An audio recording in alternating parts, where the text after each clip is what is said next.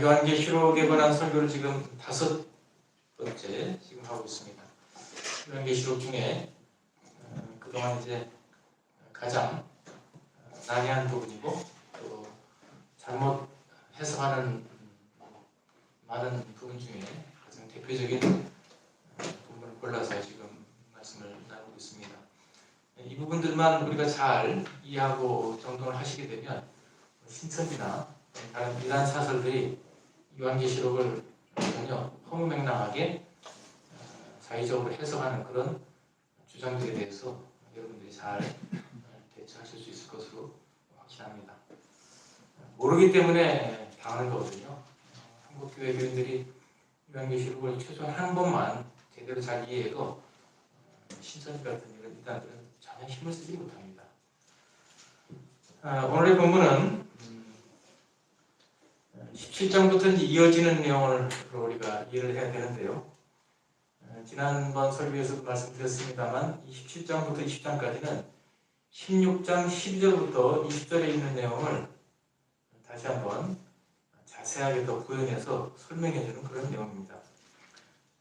앞서 살펴본 대로 16장에서는 용이 파멸을 당하고 그 다음에 거짓 선지자와 짐승이 멸절을 당하고 그러고 나서 이제 바벨론의 멸망을 당하는 그런 내용이 기술되어 있는데 17장부터 20장에는 그 순서를 뒤집어서 거꾸로 해서 그 내용들이 반복이 된다고 말씀을 드렸습니다. 그래서 17장부터 18장을 보시면 바벨론,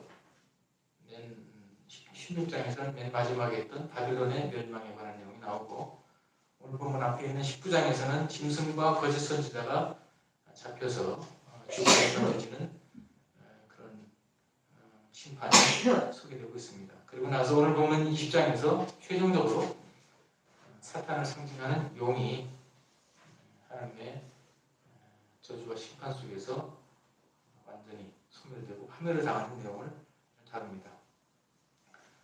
특히 오늘 본문은 하나님의 최종적인 그 최후 심판을 통해서 이 땅에 존재하던 이 우주 가운데 있던 하늘과 땅에 존재하던 모든 악과 그 악의 권세가 완전히 일소되고 근절되고 하나도 남김없이 다 소탕되어 소멸되는 그런 역사를 우리에게 말씀합니다. 이로써 결국 새 하늘과 새 땅 또는 새 예루살렘으로 일컬어지는 하나님의 완전한 나라가 이 땅에서 온전하게 성취되는 그럼으로써 인류 역사 속에서 오래도록 지속되어 왔던 하나님의 위대한 구원의 역사가 마침내 완전하게 이루어지고 성취됨으로써 하나님의 나라가 하나님께서 창조 때부터 계획하셨던 그 완벽한 온전한 모습으로 세워지는 그런 결정적인 과정을 우리에게 말씀하고 있습니다. 자, 그런데 지나온 교회 역사를 되돌아보게 되면 그동안 오늘 본문에 대한 내용들이 시한부 종말론이 자주 이제 교회 역사 속에서 등장을 했는데 그 시한부 종말론자들이 걸핏하면 주장하는 그런 잘못된 천년 왕복설로 인해서 성경을 특히 오늘 본문을 잘못 이해하고 있는 수많은 목회자들 그리고 성도들로 말미암아 이 오늘 본문에 기술된 이 사건들이 어떤 특정한 역사적 사건으로 어떤 특정한 시점에서 일어날 수 있는 사건이요. 그리고 이제 오늘 본문에 기록되어 있는 17장부터 19장까지의 내용들은 오늘 말씀에서 제기되는 이 사건보다도 시간차를 두고 또 일어나는 그러니까 이런 사건들이 교회 역사 속에서 말하자면 시차를 두고 연속적으로 연대기적으로 일어나는 사건이라고 그렇게 오해를 합니다. 이게 이제 전혀 잘못된 해석이요, 잘못된 그 주장이라고 우리가 분명하게 선할 수 있는 것은 아까도 말씀드렸지만 16장에서는 순서가 용과 짐승과 선지자 그 다음에 바벨론으로 이어지는데 똑같은 내용을 다시 다루는 17장부터 20장에서는 그 순서가 뒤집어졌지 않습니까? 그럼 문자적으로 해석한다 그러면 이 사건들이 어떤 사건부터 일어나야 되느냐라는 의문이 제기되죠. 그래서 이 사건들은 역사 속에서 차례대로 결결이 일어난 사건들이 아니라 동시적인 사건, 마지막 하나님의 최후 심판이 이 땅에서 진행이 될 때 동시에 일어난 사건의 요소들로 우리에게 말씀이 되고 있는 것이라는 것을 반드시 기억해야 될 것입니다. 즉 17장부터 오늘 보면 20장까지의 사건은 하나님의 종말론적이고 그 최종적인 최후의 심판이 실제로 우리의 역사 속에서 마지막으로 진행되는 과정 속에 동시적으로 한꺼번에 일어나게 되는 일이다. 그 심판의 최종 마지막 심판의 사건 속에 포함되어 있는 일들이다라는 점을 기억하셔야 됩니다. 우리가 전쟁을 할 때에도 적군의 심장부를 타격하는 것이 최종 목표죠. 그러기 위해서는 어떻게 됩니까? 전쟁을 할 때 차례차례 하나요? 공군부터 부수고 그 다음에 무슨 해군을 부수고 그 다음에 육군을 물리치나요? 그렇지 않죠. 육해공 동시에 동시 타격을 이루지 않으면 전쟁이 승리할 수 없습니다. 하나씩 차례대로 한다는 그것은 어리석은 전략이죠. 마찬가지로 이 하나님의 최종 심판도 짐승과 용으로 상징되는 사탄 그리고 바벨론으로 상징되는 악의 제국에 대해서 하나님의 심판이 떨어질 때 차례차례 하나씩 무너뜨리는 것이 아니라 동시다발적으로 동시적인 사건 속에서 이루어지는 일이라는 것을 염두에 둔다면 16장부터 20장의 사건들은 결국 총체적인 하나의 사건을 다루는 내용이다라는 것을 우리가 요약할 수 있다는 점에서 분명한 우리가 바른 해석을 가질 수가 있습니다. 우선 오늘 본문을 보게 되면 1절부터 3절에서는 사탄을 상징하는 용을 결박해서 가두는 내용이 나오죠. 용을 잡아서 2절에 보면 용을 잡으니 옛뱀이요 마귀요 사탄이라. 바로 용이 마귀와 사탄을 상징한다는 얘기를 분명히 해설을 하고 있습니다. 그리고 잡아서 1000년 동안 결박해서 무정위에 던져놓고 잠그고 그 위에 인공해서 열쇠를 채운다는 얘기죠. 1000년이 차도록 다시는 만국을 미혹하지 못하게 한다라고 되어 있습니다. 자, 이 내용을 그야말로 문자적으로 이 요한계시록에 쓰여져 있는 문자적인 이 글의 내용 그대로 우리가 이해한다는 것은 굉장히 잘못된 해석이라는 것을 우리가 기억해야 될 것입니다. 요한계시록 전체가 대부분이 그렇지만 특히 이 부분 최후 심판에 관한 내용들은 여러 가지 이미지와 상징들을 통해서 비유적으로 쓰여져 있다는 것을 꼭 기억을 해야 된다. 사실 이 사탄은 영적인 존재입니다. 그리고 엄청난 힘과 권능을 행사하는 존재인데 그런 영적인 존재인 사단을 문자 그대로 우리가 흔히 보는 쇠사슬과 묶어서 어디 3차원적인 공간 속에다가 집어넣어놓고 열쇠로 잠글 수 있다. 그거는 불가능한 얘기죠. 따라서 이 용을 잡았다. 이 사탄과 마귀인 이 용을 잡아서 무저울에 던져놓고 잠갔다라는 것은 예수 그리스도의 구속 사역에 의해서 십자가 사역으로 말미암아 사탄의 권세가 완전히 패퇴하고 철저하게 무력화됐다라는 것을 상징적으로 비유적으로 표현하고 있는 것으로 이해를 해야 됩니다. 그리고 그 결과로 인해서 사탄은 더 이상 만국을 함부로 본격적으로 미혹할 수 없게 되었다. 오늘 본문에서 그렇게 얘기하죠. 3절 하반절에서 1000년이 차도록 다시는 만국을 미혹하지 못하게 하였는데 그 후에는 반드시 잠깐 노일이라. 만국을 미혹하지 못하겠다는 것은 전혀 미혹하지 못하게 하는 건 아니고 이전처럼 마음대로 활보할 수 없도록 하나님께서 힘을 뺐다라는 얘기입니다. 그래서 이로 말미암아 사탄은 더 이상 세상에서 필요 이상으로 지멋대로 활보할 수가 없다. 그래서 사도행전에서 우리가 확인할 수 있는 대로 초대교회로부터 시작되어 온 온 세상 만국을 향한 복음의 전파, 진리의 전파가 오늘에 이르기까지 굉장히 힘있게 역동적으로 계속되어 왔고 수많은 사람들이 하나님의 은혜로 구원받게 된 것은 이처럼 하나님께서 사탄의 능력을 완전히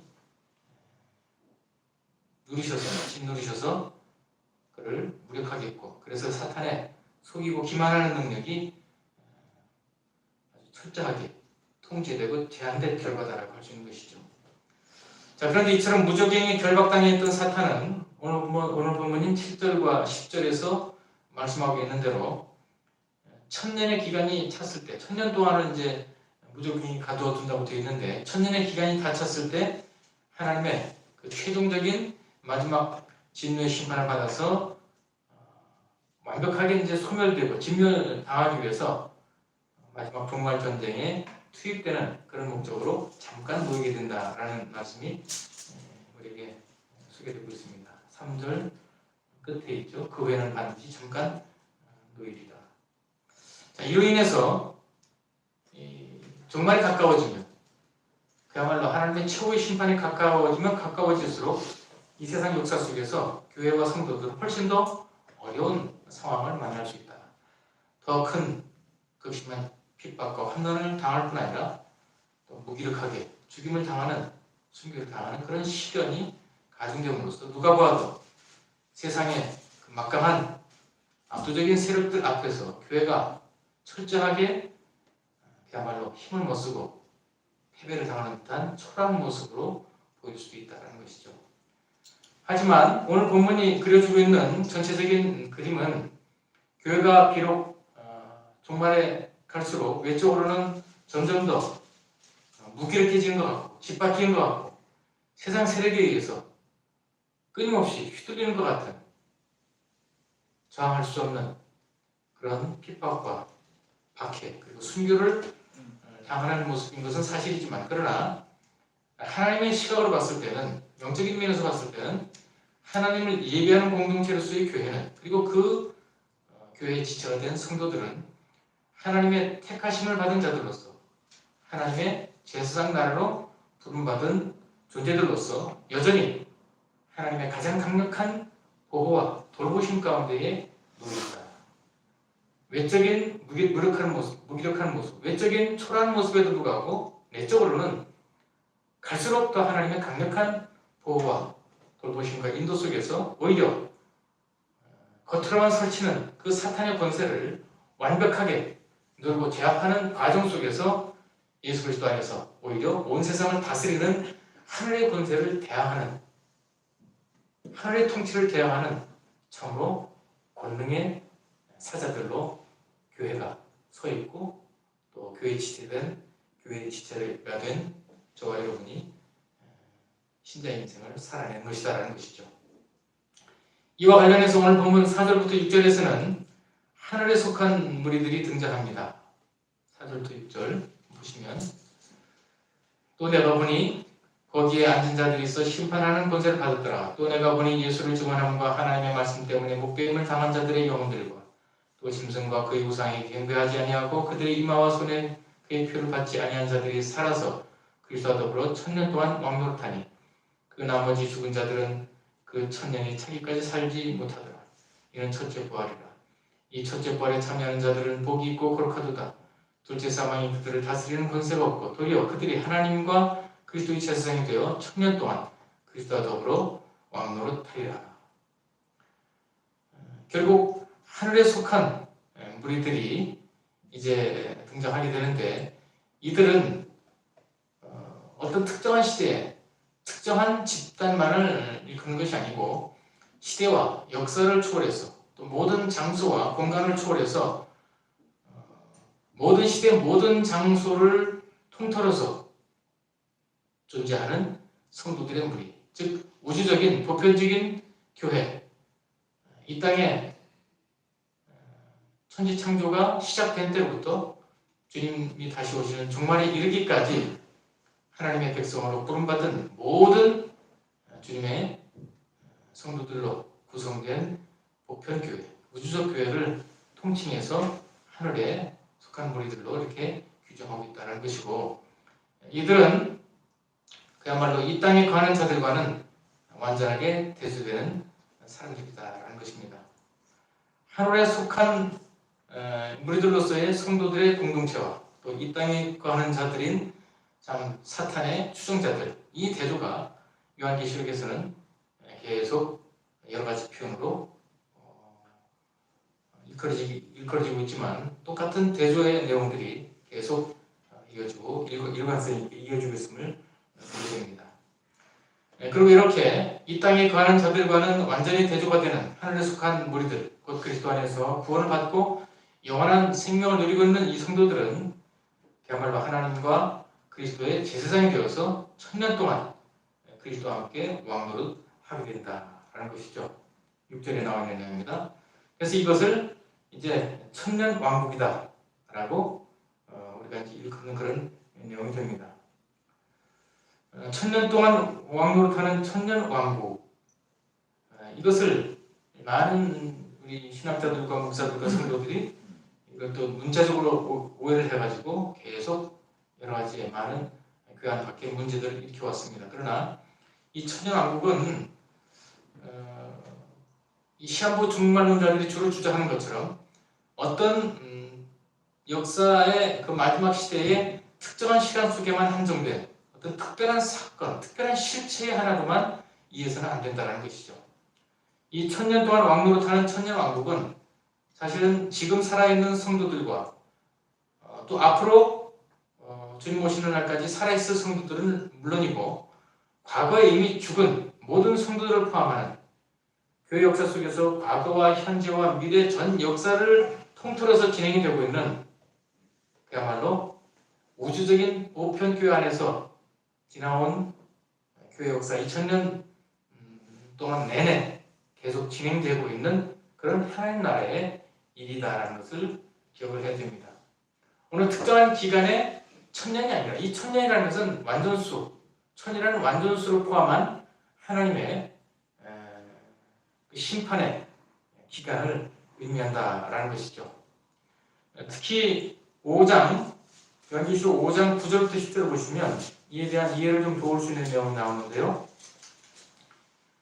9절 10절에 이런 말씀이 나옵니다.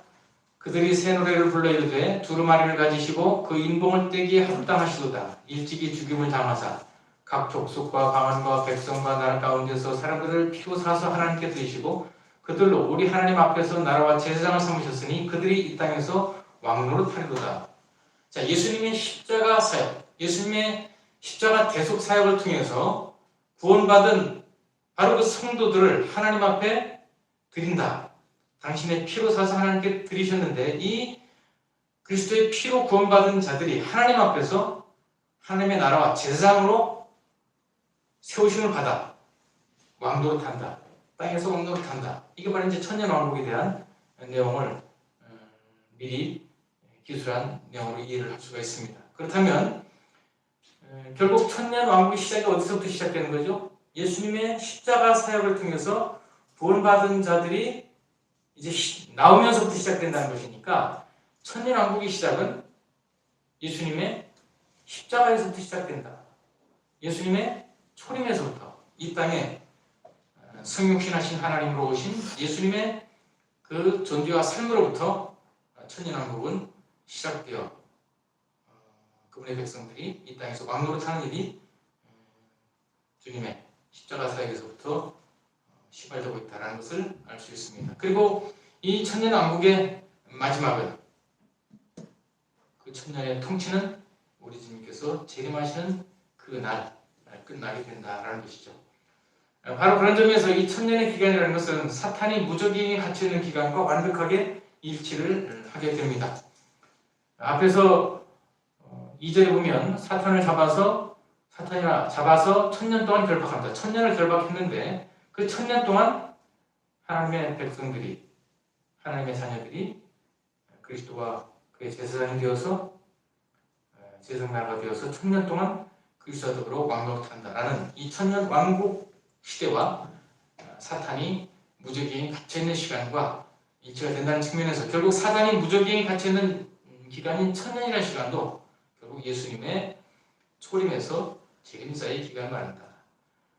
결국 사탄이 쇠사슬에 묶여서 무적행에 던져 갇히는 것은 바로 예수님의 십자가 사역의 구속 사역의 승리로 말미암아 초래된 그 결과로서 사탄이 완전히 무력화된, 사탄의 권세가 완전히 무너지게 된 것을 말씀하고 있는 것으로 이해를 해줄 것입니다.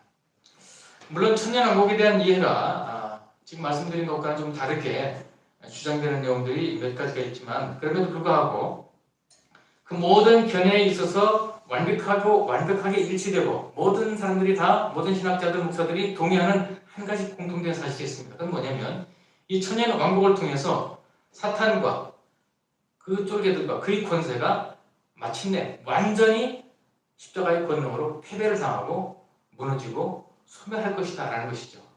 그리고 심지어는 사탄이 그렇게 완전히 패배하기 이전에조차도 완전히 소멸하기 이전에조차도 하나님께서는 이 땅의 교회와 성도들을 결국 당신의 백성으로 끝까지 완벽하게 철저하게 보호하시고 돌보심으로써 바로 그 교회로 하여금 그리고 그 교회를 이루는 성도들로 하여금 만왕의 왕이신 그리스도의 거룩한 의의 통치에 참여, 그 의의 통치를 대행하게 함으로써 영원하고도 영광스러운 사탄의 권세를 완전히 무너뜨린 그 궁극적인 승리를 이 땅에서부터 온전히 누리게 하는 은혜를 받게 한다는 것이죠. 자, 이것과 관련해서 오늘 본문에서는 첫째 부활과 둘째 부활이라는 표현이 반복되고 있습니다. 5절과 6절을 보시면 그 나머지 죽은 자들은 그 천년이 차기까지 살지 못하더라. 이는 첫째 부활이다. 이 첫째 부활에 참여하는 자들은 복이 있고 거룩하도다. 둘째 사망이 그들을 다스리는 권세가 없고 도리어 그들이 하나님과 그리스도의 제사장이 되어 천년 동안 그리스도와 더불어 왕노릇하리라. 지금 첫째 부활과 둘째 사망이라는 표현이 5절, 6절에서 나와 있죠. 그리고 이제 이 내용이 6절에서 다시 14절에서 5절, 6절과 14절에서 나옵니다. 사망과 음부도 불못에 던져지니 이것은 둘째 사망이다. 이 첫째 부활이라는 표현이 5절과 6절에 나왔고 또 둘째 사망이라는 표현이 6절과 14절에 등장하고 있습니다. 이처럼 첫째 부활 그리고 둘째 사망이라는 반복되는 언급은 당연히 둘째 부활과 첫째 사망이 존재한다는 것을 전제하는 말씀이죠. 그러니까 첫째 부활이 있다는 것은 둘째 부활이 있다는 얘기고 둘째 사망이 있다는 얘기는 첫째 사망이 있다는 얘기인데 이 하나하나를 설명해 본다면 첫째 사망은 무엇일까요? 첫째 사망은 우리의 육체적 죽음이죠. 육체적 죽음. 그리고 둘째 사망은 그야말로 영원한 영적인 죽음입니다. 번복될 수 없는 하나님의 마지막 최후 심판에 의해서 영원한 운명이 갈라졌을 때 처하게 되는 영원한 저주로서의 완전한 그리고 영적인 죽음을 둘째 사망으로 이해할 수 있다. 그렇다면 첫째 부활은 무엇일까요? 첫째 부활에 참여했다. 예수님이 첫째 부활을 하셨는데 이 첫째 부활에 참여한 자들이라는 표현이 6절에 나오거든요. 이 첫째 부활이라는 의미는 오늘 본문의 맥락을 통해서 볼 때 결국 하나님의 자녀로 거듭나는, 중생하는 그 경험이 바로 첫째 부활이라 할 수 있습니다. 이것은 또한 성도가 죽어서 주님의 품에 안기는 것까지도 포함하는 내용일 수 있죠. 결국 하나님의 은혜로 그리스도 안에서 구원받아 참 하나님의 나라에 들어갈 수 있는 그런 복된 은혜를 누리는 자들이 첫째 부활을 받은 자들이다. 그래서 이 첫째 부활은 영원한 죽음, 완전한 죽음인 둘째 사망으로부터 완전히 그 위험을 피할 수 있는 하나의 보증이 되는 것이죠. 첫째 부활을 체험한 자들, 그리스도 안에서 거듭난 자들은 절대 둘째 사망을 당하지 않는다. 둘째 사망의 위험으로부터 완전히 해방이 되고 자유를 이룰 수 있다는 것입니다. 그리고 이제 둘째 부활은 마지막 부활이죠. 주님께서 재림하시고 온 세상의 모든 역사가 끝난 그때에 결국 그리스도 안에서 구원을 얻어서 첫째 부활을 경험한 자들이 최종적으로 영화로운 단계로 들어가는 것이 이제 둘째 부활인데 이 둘째 부활은 결국 육체적인 부활로 드러날 것임을 요한복음 5장 28절과 29절은 분명히 말씀하고 있습니다. 그리고 이 둘째 부활은 모든 영원한 운명을 확정짓는 일이죠. 그래서 이 둘째 부활은 우리 성도들에게 있어서는 첫째 사망, 즉 육체적 죽음을 완전히 이제 극복하고 치유하는 그야말로 지극히 복된 경험이고 참으로 영광스러운 일이지만 이 둘째 부활은 믿지 않는 불신자들, 유기자들, 하나님을 끝까지 배반하고 그리스도의 복음을 끝까지 거절한 자들에게는 그야말로 영원한 죽음을 가져오는 가장 끔찍하고 두려운 형벌의 사건이 될 것이다 라는 점에서 크게 대조가 된다는 것입니다. 오늘 본문에 또한 7절과 8절에 이제 곡과 마곡의 전쟁이 나오고 있는데, 이것은 지난번에 16장을 설교할 때 말씀드린 대로 16장 16절은 아마겟돈 전쟁과 똑같은 내용을 반복하는 말씀입니다. 그리고 19절부터 21절에서 소개되고 있는 이 종말 전쟁과도 동일한 내용을 담고 있는 것이다. 자, 그렇다면 이처럼 왜 똑같은 마지막 최후의 심판을 통해서 일어나는 이 종말 전쟁을 세 번씩이나 여러 가지 표현으로 바꿔가면서 반복해서 언급하고 있을까요?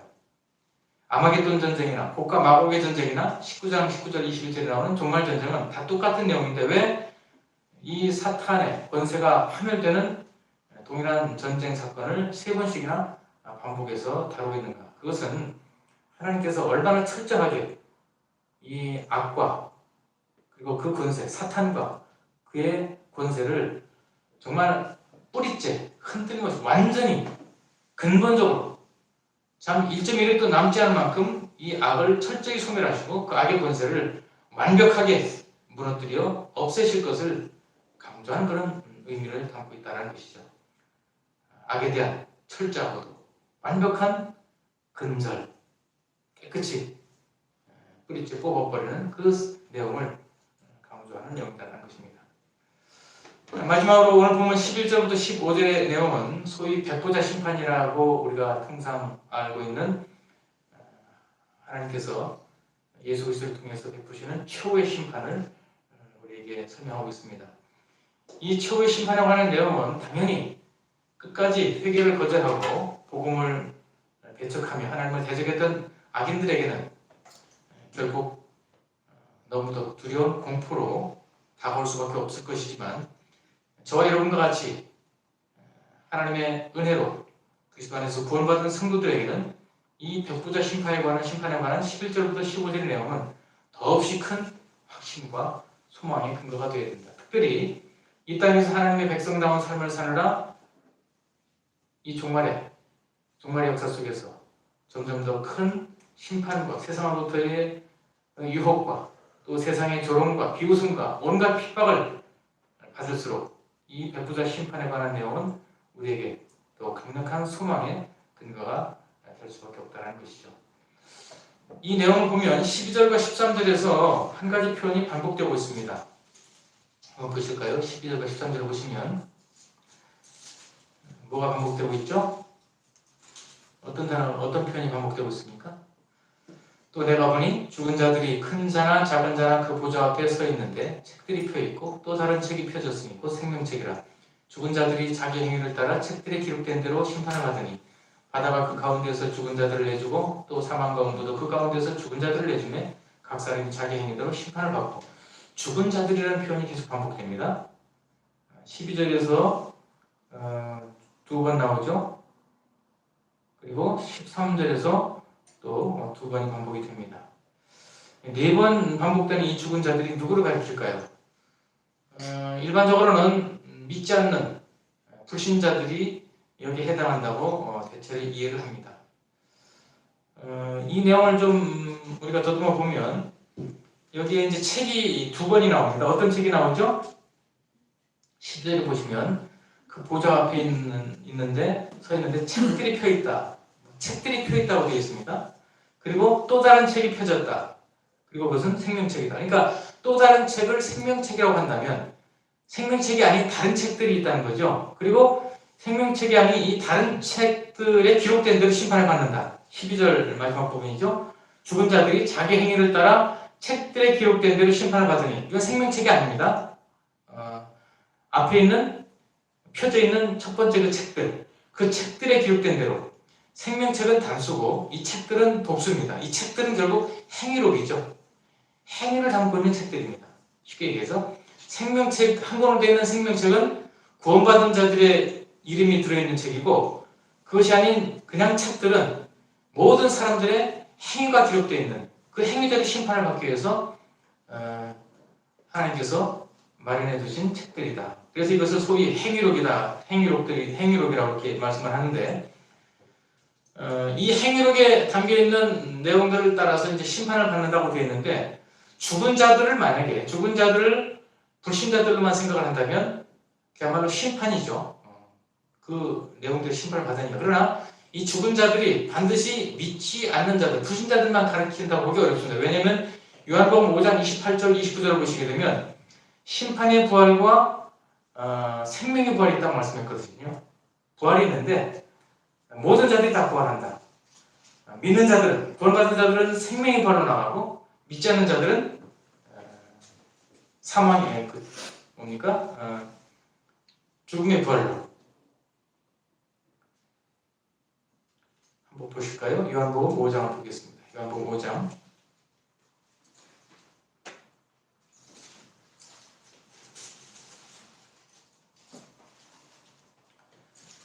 요한복음 5장 28절과 29절.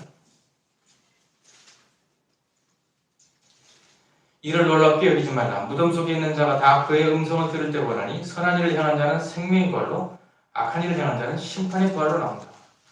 자, 믿는 자들은 생명의 부활로 부르심을 받고 악인들, 구원받지 못한 자들은 심판의 부활로 나온다. 따라서 지금 오늘 본문인 이 12절과 13절에 나와 있는 죽은 자들을 판단하는 이 심판은, 만약에 죽은 자들을 구원받지 못한 자들만 지칭하는 걸로 따진다면 심판의 그 내용이 저주로만, 영원한 것을 그렇게 얘기할 수 있지만, 요한복음 말씀대로 생명의 부활이 있고 심판의 부활이 있다는 것을 인정한다면 이 행위록에는 믿지 않는 자들, 불신자들만이 아니라 우리 믿는 자들의 행위도 다 기록이 되어 있다는 것이죠. 그리고 하나님 앞에 그 일에 따라서 심판을 받는다고 할 때 그 심판은 뭔가요? 평가라는 의미를 갖습니다. 구원받지 않는 자들에게는, 버림받은 자들에게는 그야말로 저주의 심판을 얘기하지만, 이 행위록에 기록되어 있는 신자들의 기록은 하나님께서 그 행위대로 상급을 주시기 위한, 이 땅에서 믿음으로 살고자, 말씀대로 살고자 충성한 그 일에 대한 합당한 상급과 보상을 주시기 위한 그런 판단의 근거로 행위록에 기록된 신자들의 행위도 분명히 의미가 있게 된다는 것이죠.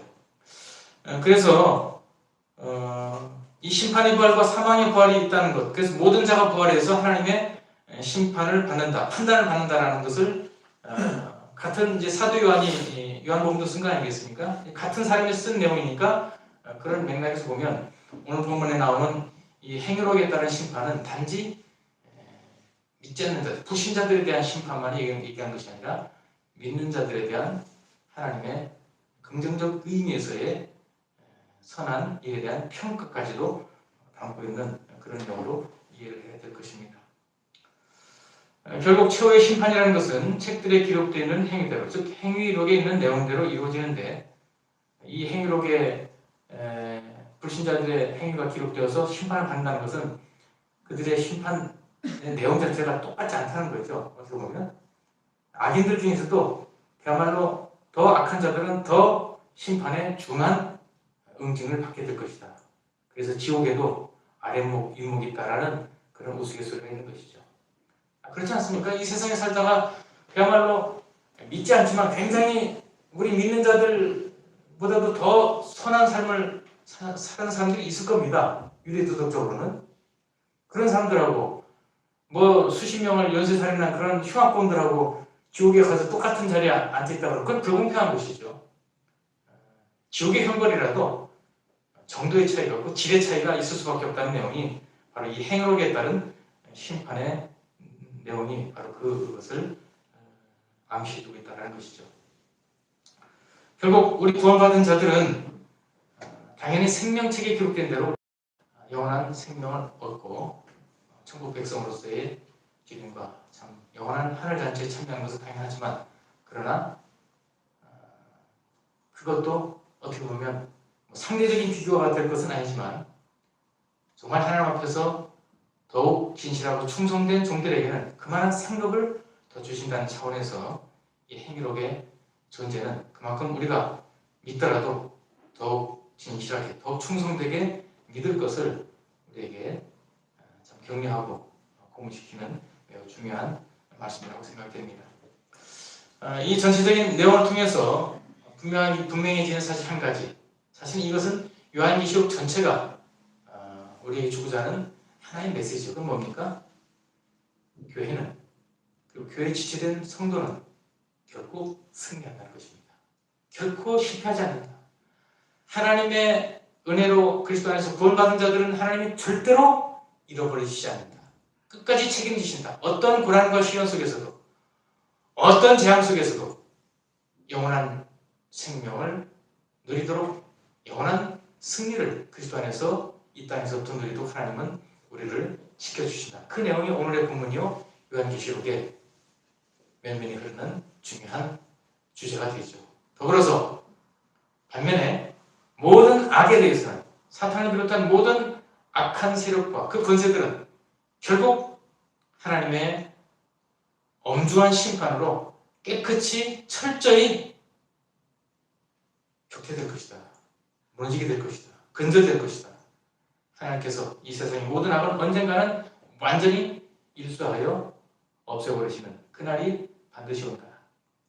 오직 하나님의 백성들, 구원받은 하나님의 자녀들만이 영원한 복락을 누리는 하나님의 나라가 반드시 이 땅에 임하게 될 것이다. 그 소망을 가지고 어떤 위협 앞에서도, 어떤 악한 도전 앞에서도 굴복하거나 물러서지 말고 하나님의 의로운 백성다운 의로운 삶을 살고, 진실한 삶을 살고, 선하고 정결한 삶을 살아냄으로써 가능하면 하나님의 택하신 백성들이 그분의 나라에 다 들어오기까지 우리를 통해서 복음의 진리가 그들에게 힘있게 전파될 수 있도록 흔들리지 말고, 낙심하지 말고, 어떤 상황 속에서도 절망하지 말고, 자포자기하지 말고 담대하게 하나님의 백성된 자리를 지켜내라는 말씀이 오늘의 말씀의 주제이고, 또 요한계시록 전체의 핵심적인 메시지가 되는 것입니다. 저 여러분이 이 말씀 앞에서 다시 한번 힘을 얻고, 비록 세상적으로 볼 때는 별 볼일 없는 참으로 초라한 인생일지라도, 그러나 우리 한 사람 한 사람이 하나님 나라의 그 위대한 영광과 승리를 세상 앞에 발산하는 귀한 주님의 은총의 도구인 것을 기억하여 그런 자부심과 영적인 명예로움을 가지고, 명예심을 가지고 주어진 남우리의 신앙 인생을 더욱 힘있게, 능력있게 살아내야 될 줄 믿습니다. 저 여러분의 이와 같은 복이 남은 생애 속에 충만하게 넘쳐흐르기를 이 말씀으로 축원합니다. 기도하겠습니다. 자, 그러신 주님 감사합니다. 참으로 이 땅에 있는 교회와 우리 성도들이 세상적으로는 너무도 보잘것없고 초라해 보일지라도 하늘나라에 속한 하늘 시민권을 가진 천상의 참으로 호적을 가지고 있는 위대한 하나님의 백성과 자녀들로 영원으로 영광스러운 그 삶을 살아내야 될 줄로 다시 한번 오늘 말씀을 통해 깨닫고 배우게 됩니다. 주님, 세상적인 기준으로 우리 스스로를 바라보는 그런 어리석음을 늘 우리가 벗어날 수 있도록 도와주시고, 하나님께서 우리를 보시고 있는 그 눈으로 성경을 통해서 우리가 어떤 존재인지 가르쳐주시고 깨닫게 하시는 대로 하나님 앞에 지극히 사랑스러운 존재요, 가장 영광스러운 존재요, 또 세상 앞에 세상에 생명을 나눠주는 정말 세상의 복의 통로가 되는 존귀한 존재들이라는 것을 우리 스스로 알게 하셔서 우리의 참 연약한 외적인 모습에도 불구하고 우리를 통해서 그 위대한 구원의 역사를 오늘도 힘있게 능력있게 이루어가시는 하나님의 전능하신 지혜와 그 능력을 의지하여 참으로 거룩한 성도다운, 참으로 담대한 하나님의 백성다운 그 온전한 삶을 저희가 남은 신앙 인생 속에서 살아낼 수 있도록 말씀과 성령으로 우리를 더욱 충만케 하여 주옵소서. 그래서 하루하루가 참으로 기쁨과 감사와 주님의 영광의 승리를 늘 참 외치는 이 세상이 볼 때에 도저히 그들이 감당할 수 없는 어떤 상황에서도 주 안에서 기뻐하는, 참으로 즐거워하고 하늘의 생명, 하늘의 영광과 하늘의 기쁨을 세상에 널리 참 넘쳐 흐르게 하는 귀한 주님의 도구들로 부족함이 없도록 저희들의 인생을 사용하여 주시옵소서. 그리고 이를 위해서 더욱 힘있게 담대하게 살아가려는 다짐과 결단이 이 시간으로 인도하여 주옵소서. 예수 그리스도의 이름으로 기도합니다. 아멘.